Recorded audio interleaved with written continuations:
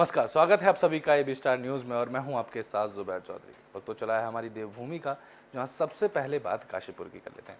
आपको बता दें कि काशीपुर में सत्येंद्र जैन की पुण्यतिथि पर पूजा की गई, जिसमें पर्यटन मंत्री सतपाल महाराज भी शामिल हुए। बता दें कि काशीपुर में एस.सी. गुड़िया institute of management and law college के संस्थापक और पूर्व सांसद स्वर्गीय सत्येंद्र चंद्र गुड़िया की 12वीं पुण्यतिथि के अवसर पर कार्यक्रम आयोजित किया गया।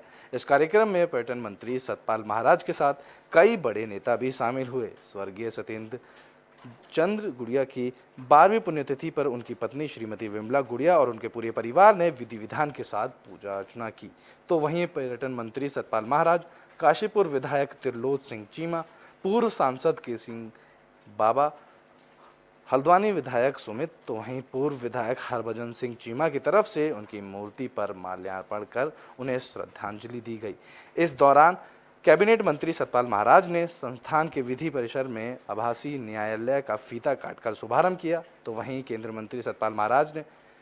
मंत्री सतपाल महाराज ने क्षेत्र और प्रदेश के विकास के लिए स्वर्गीय सत्येंद्र चंद्र गुड़िया का योगदान अभूतपूर्व रहा। उन्होंने कहा कि वह कर्म के योगी हैं और इस रूप से मिसाल थे। आज भी उनकी कमी महसूस होती है।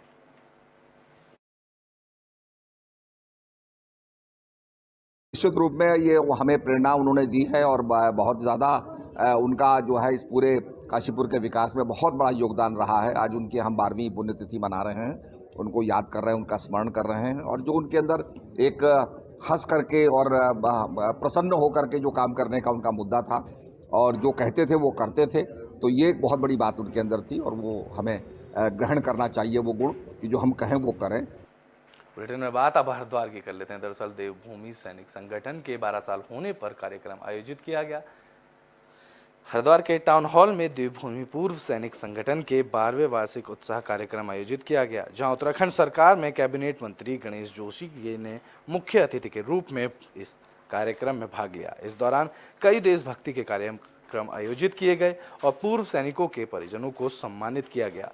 इस दौरान उन्होंने कहा कि हम देहरादून में शहीदों के सम्मान के लिए एक विशाल सैन्य धाम बना रहे हैं, जो कि 2023 तक पूरा हो जाएगा। तो वहीं मंत्री गणेश जोशी ने दावा किया कि उनकी सरकार सैनिकों के लिए बेहतर काम कर रही है। 2023 तक उत्तराखंड के देहरादून में भव्य सैन्य धाम का निर्माण हो जाएगा। यह सैन्य धाम इतना भव्य होगा कि उत्तराखंड में आने वाले हर यात्री इस धाम के दर्शन करने को मजबूर हो जाएंगे।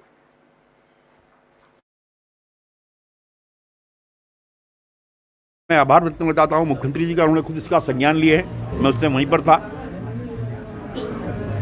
क्योंकि चाहे जो किसान हो, चाहे हमारा उद्योगपति है, जहाँ हमें कई लोगों को रोजगार देता है, जीएसटी के रूप में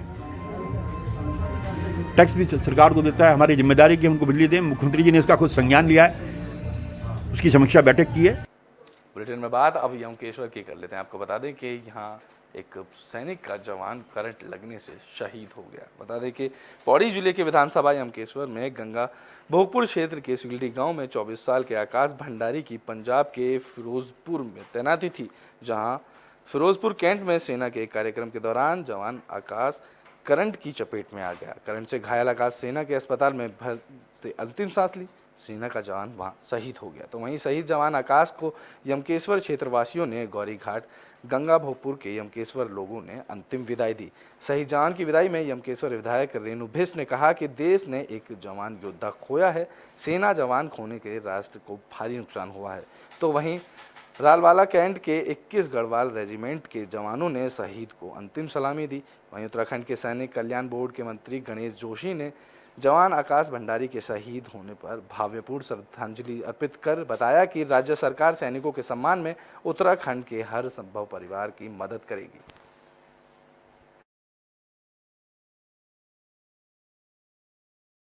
एक जवान जो 24 वर्ष का था, 21 गढ़वाल राइफल में फिरोजपुर में तैनात था और करंट लगने से ऑन ड्यूटी उसकी शहादत हुई है।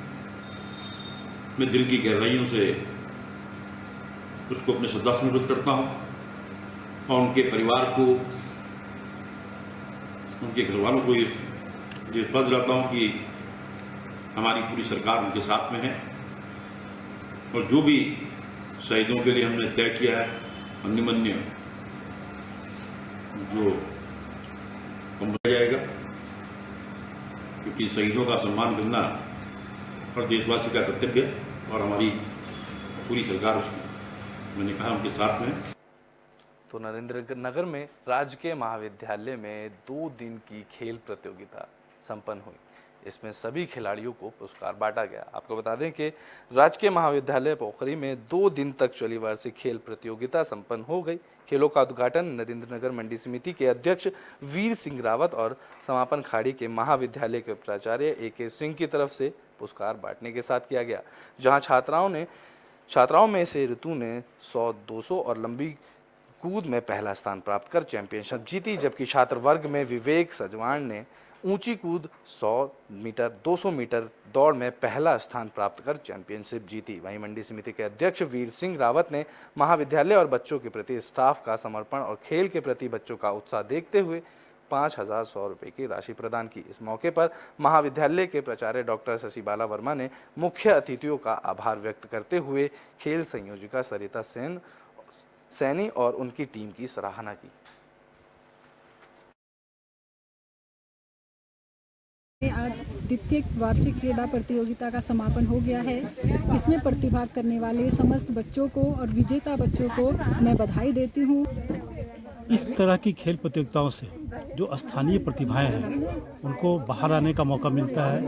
उनको इस कॉलेज के बाद यूनिवर्सिटी या अन्य जगहों पर भी जो यहाँ के अच्छे बच्चे हैं जिनका टाइमिंग और जिनका रिकॉर्ड अच्छा रहा है उनको महाविद्यालय बाहर भेजने का भी काम करता है। हमारे कॉलेज में क्रीड़ा महोत्सव, द्वितीय महोत्सव हुआ था, जिसमें हम सभी बच्चों ने प्रतियोगिता में भाग लिया और मैंने 5 इवेंट में भाग लिया। एक में मैं तृतीय रही हूँ, एक में सेकंड रही और 3 इवेंट में मैंने प्रथम स्थान प्राप्त किया। विगत वर्ष की भांति इस वर्ष भी समारोह आयोजित किया गया, जिसमें छात्र छात्राओं ने बहुत उत्साहपूर्वक प्रतिभाग किया। अनेक इवेंट कराए गए, जैसे रेस कराई गई। यहाँ पे फील्ड की भी अभाव है, लेकिन फिर भी यहाँ पे जो है अच्छा प्रदर्शन ये हमारे छात्र छात्राएं कर रहे हैं। और जो अब यहाँ पर विद्यालय परिवार की जो टीम है, हमारे शिक्षक हैं हमारे। ब्रिटेन में बात अब बाजपुर की कर लेते हैं। यहाँ एक महिला ने फांसी लगाकर आत्महत्या कर ली, जिसके बाद परिजनों में कोहराम मच गया। तो वहीं मौके पर पहुंची पुलिस ने शव को पोस्टमार्टम के लिए भेज दिया। बता दें कि बाजपुर के ग्राम बरहेनी में एक विवाहित महिला ने फांसी लगाकर अपनी जान दे दी। घटना की सूचना मिलते ही पुलिस मौके पर पहुंच गई, जहां पुलिस ने शव को कब्जे में लेकर पोस्टमार्टम के लिए भेज दिया। बता दें कि बाजपुर के ग्राम बरहेनी के बंगाली कॉलोनी निवासी सोनू का विवाह 4 साल पहले नीतू से हुआ था, जहां सोनू मजदूरी के लिए बाहर गया था, तो वहीं घर में मौजूद नीतू ने अज्ञात कारणों के चलते फांसी लगा ली। महिला के फांसी लगाने की भनक लगते ही परिजनों में कोहराम मच गया। वहीं मृतका के परिजनों ने ससुराल पक्ष पर दहेज उत्पीड़न का आरोप लगाया। इस दौरान तहसीलदार राजेंद्र सनवाल ने बताया कि शव को कब्जे में लेकर पोस्टमार्टम के लिए भेज दिया गया है और पुलिस की तरफ से मामले की जांच की जाएगी, जिसके बाद अग्रिम कार्रवाई अमल में लाई जाएगी।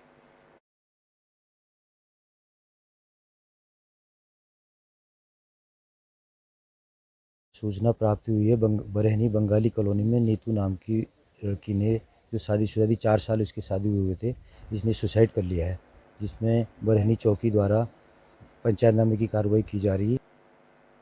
ब्रिटेन में बात अब पौड़ी की कर लेते हैं। दरअसल यहाँ मॉक ड्रिल और ट्रेनिंग कार्यक्रम आयोजित किया गया, जिसमें सभी अधिकारियों को जानकारी दी गई। आपको बता दें कि आपदा प्रबंधन की मॉक ड्रिल और ट्रेनिंग के मद्देनजर कार्यक्रम आयोजित किया गया, जिसका मकसद आपदा की स्थिति में जिले में किसी तेजी से और किस स्तर से राहत और बचाव कार्य संपन्न किए जा सके। तो वहीं डीएम विजय कुमार ने ट्रेनिंग के दौरान आपदा प्रबंधक के संबंध में IRS से जुड़ी सभी अधिकारियों और विभागों को आपदा प्रबंधन की बारीकियां बताई। मॉक ड्रिल के दौरान यहाँ कमियां रहीं और क्या कमियों रहने की संभावना रहती है, विभागों और अधिकारियों को सूचना आदान को लेकर संसाधनों से लक्षित तरीकों से पहचानने के लिए किस तरह से बेहतर किया जा सके, इससे अवगत कराया गया। डीएम ने कहा कि मॉक ड्रिल का उद्देश्य कर्मचारियों को ट्रेनिंग देना और बाकी कमियों को दूर करना है। जिले में पहली बार मॉक ड्रिल की वर्चुअल माध्यम से मॉनिटरिंग की गई है। जिलाधिकारी ने कहा कि जो घटनाएं मौके पर हो रही थी उसे लाइव दिखाया गया और उसे गाइड किया गया। उन्होंने कहा कि भविष्य में इस व्यवस्था का उपयोग किया जाएगा, जिससे कि अपने कार्यों को और बेहतर किया जा सकेगा।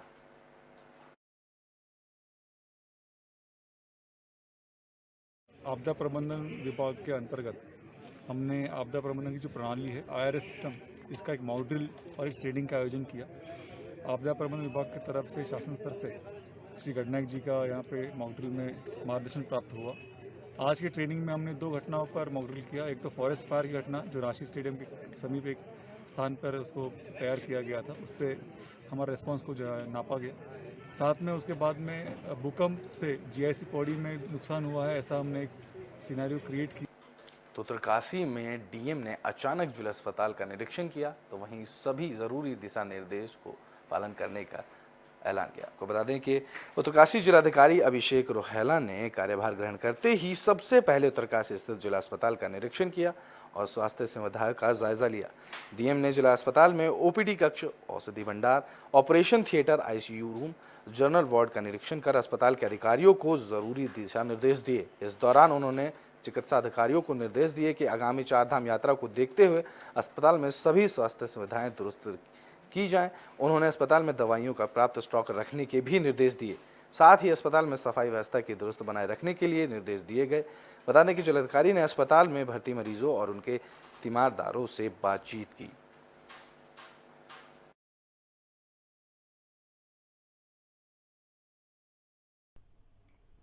आज जिला अस्पताल उत्तरकाशी का निरीक्षण किया गया। निरीक्षण के दौरान आपातकाल में और जो हमारी स्लिप्स बनती हैं उनमें कर्मचारी पाए गए। डॉक्टर्स भी अपने राउंड पे थे। मेरे द्वारा उनको निर्देशित किया गया है कि आगामी यात्रा को देखते हुए दवाई आदि की आपूर्ति समय पर कर ली जाए और जो भी व्यवस्थाओं में को सुदृढ़ करने की तत्काल आवश्यकता है उस विषय में हम आगे भी बैठक करेंगे। ब्रिटेन में बात अब श्रीनगर की कर लेते हैं। दरअसल 22 अप्रैल से शुरू हुई बद्रीनाथ कलश यात्रा अब श्रीनगर पहुंच गई है, जहां सभी श्रद्धालुओं ने कलश यात्रा के दर्शन किए।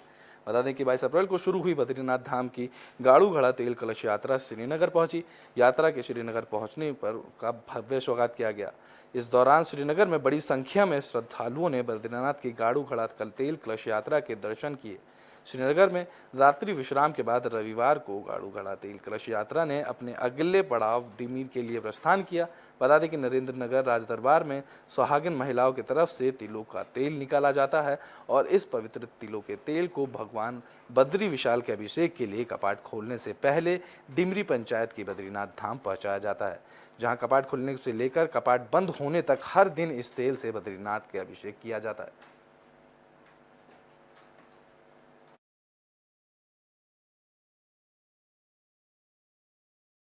तो यहाँ पे डिमरी धार्मिक केंद्र है पंचायत, डिमरी पुजारियों के द्वारा इसको नरेंद्र नगर से प्रथम चरण में हम जैसे हमने कल वहाँ पे चेला चेतराम ऋषिकेश में रात्रि विश्राम किया था और दूसरे दिन हम यहाँ पे श्रीनगर में हैं और अब इसके बाद हम आज अपने डिमरी पुजारियों का जो मूल ग्राम है डिमर, वहाँ पे हमारे लक्ष्मी नारायण मंदिर और खांडू देवता मंदिर में हमारा 4 तारीख तक वहाँ पे गर्भगृह में इसको स्थापित किया जाएगा और 5 तारीख को हम नरसिंह मंदिर जोशीमठ में हमारा रात्रि विश्राम होगा।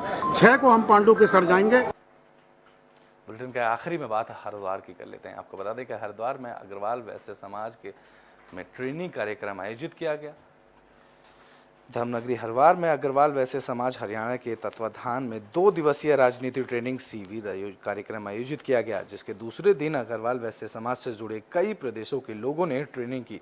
तो वहीं शिविर में अग्रवाल वैश्य समाज के युवाओं को राजनीति के क्षेत्र में कई अहम जानकारियां दी गई, जिससे आने वाले समय में अग्रवाल वैश्य समाज के युवा देश की राजनीति क्षेत्र में अहम भूमिका निभा सकें।